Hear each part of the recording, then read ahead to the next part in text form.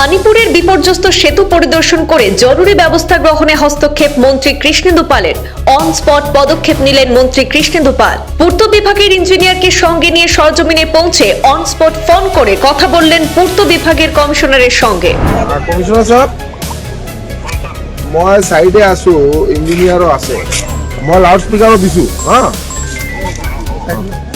এই যে ব্রিজটো মোটামুটি একটু ডিসমেন্টও কৰিব লাগিব, আৰু আমি অলরেডি কথা পাতিছো টু 145 ফিট। 5 দিনের মধ্যেই তৈরি করে দেওয়া হবে ফুটব্রিজ। ধ্বংসাবশেষ সরাতে কাল থেকেই শুরু হবে কাজ, আশ্বস্ত করলেন মন্ত্রী পাল। পরিস্থিতির খোঁজ নিয়ে কাছাড়ে বিপর্যস্ত শেরখান সেতুর পরিত্যক্ত অংশ সারাইয়ে যে টিম লাগানো হয়েছিল সেই টিমকে আনিপুরে পাঠানোর সুপারিশ করলেন মন্ত্রী পাল। এই আমাৰ যে ইটো ব্রিজ যেটো ডিসমেন্ট কৰিছিল যেটো পার্টি তেওঁলোকৰে আনিব লাগিব, এই যেন আমাৰ কাছাৰৰ যেটো খাম্বাৰ বাজার। হতাশ হওয়ার কিছু নেই, আগামী 5 দিনের মধ্যে ফুটব্রিজ তৈরি করে চলাচলে ব্যবস্থা করে দেওয়া হবে। আনিপুর সহ রামকৃষ্ণনগরবাসীকে আশ্বস্ত করেছেন মন্ত্রী। যেদিকে যায় মানুষ যাওয়ার ফ্রি করেন। আনিপুর সেতু বিপর্যয় নিয়ে গৌরব গগৈ বিবৃতির পাল্টা প্রতিক্রিয়ায় তীব্র কটাক্ষ করলেন মন্ত্রী কৃষ্ণেন্দু পাল। গৌরব গগৈ প্রতিক্রিয়ার প্রসঙ্গ উঠতেই মন্ত্রী কটাক্ষের সুরে বলেন, ব্রিজ এইসব গৌরব গগৈ বুঝবেন না, তিনি বুঝবেন কিভাবে পাকিস্তান যাওয়া যায়। গতকাল নিযুক্তিপত্র বিলি অনুষ্ঠানে ব্যস্ত ছিলেন, বিষয় জানার পরেই মুখ্যমন্ত্রীকে অবগত করেছেন বলে উল্লেখ করেছেন মন্ত্রী কৃষ্ণেন্দু পাল। এইসব কংগ্রেস গৌরব গগৈ এগুলো নিয়ে আলোচনা করার দিন নয়, আর এখানে অ্যাক্সিডেন্ট যে কোনো মুহূর্তে হতে পারে।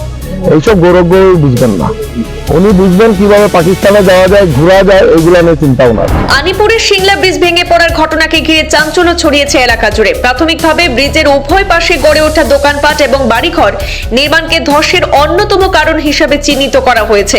অভিযোগ যে সরকারি জমি দখল করে দীর্ঘদিন ধরে স্থাপনা নির্মাণের ফলে ব্রিজের কাঠামোর উপর নাকি অতিরিক্ত চাপ সৃষ্টি হয়েছিল।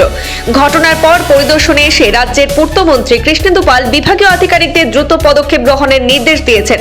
তিনি ব্রিজের দুই পাশে সরকারি জমি চিহ্নিত করে অবৈধ দখল উচ্ছেদের জন্য শীঘ্রই ব্যবস্থা নিতে নির্দেশ দিয়েছেন বলেও জানা গেছে। কালকে আমি অ্যাপয়েন্টমেন্ট লেটার ডিস্ট্রিবিউশনে আপনারা দেখেছেন, মাননীয় মুখ্যমন্ত্রী মহোদয় নেতৃত্বে কালকে যে সময় অ্যাপয়েন্টমেন্ট ডিস্ট্রিবিউশন হয়, তখন আমার হোয়াটসঅ্যাপে আমি দেখতে পাই যে সিংলা নদীর উপরে যে ব্রিজটা এইটা মানে কলাপস হয়ে গেছে। সঙ্গে সঙ্গে মুখ্যমন্ত্রী মহোদয়ের নলেজে আনি, মুখ্যমন্ত্রী মহোদয় ইনস্ট্রাকশন দিয়েছেন কমিশনার পিডব্লিউডি কে, এবং আমাকে নির্দেশ দিয়েছেন যে সঙ্গে সঙ্গে গিয়ে বিহিত ব্যবস্থা করা উইদিন 1 মান্থ, যাতে পাবলিকের যাতে কোনো কষ্ট না হয়, তার জন্য ইমিডিয়েট যাতে কিভাবে একটা বেলি ব্রিজ তৈরি করে দুই দিকে যাতায়াত মানে সুদৃঢ় করা যায়, সুন্দরভাবে যাতে সবাই চলাফেরা করতে পারে। বেলি ব্রিজ না, ফুট ব্রিজ 1 সপ্তাহ নয় 5 দিনের ভিতরে, 1 সপ্তাহ ধরে এটা 5 দিনের ভিতরে কমপ্লিট করার নির্দেশ দেওয়া হয়েছে। আর মাননীয় মুখ্যমন্ত্রী যেহেতু পাঠিয়েছেন, আপনারা বুঝতে পারছেন কত সিরিয়াসলি মানে এটা নেওয়া হয়েছে।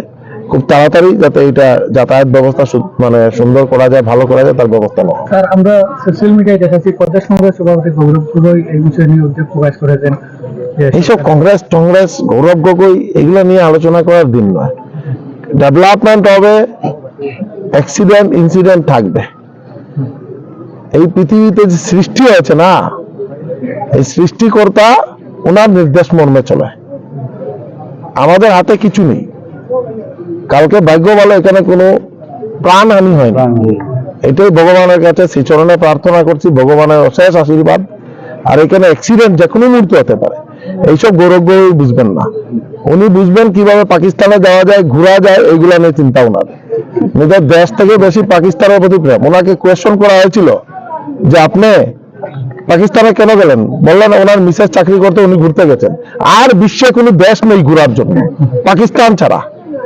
যে দেশ আমাদের ভারতবর্ষের সব সময় ক্ষতি করার কিভাবে এটা নিয়ে চক্রান্ত করে থাকে, এই দেশ ঘোরার জন্য পেয়েছেন। তো আপনারা জনসাধারণ বুঝতে পারছে।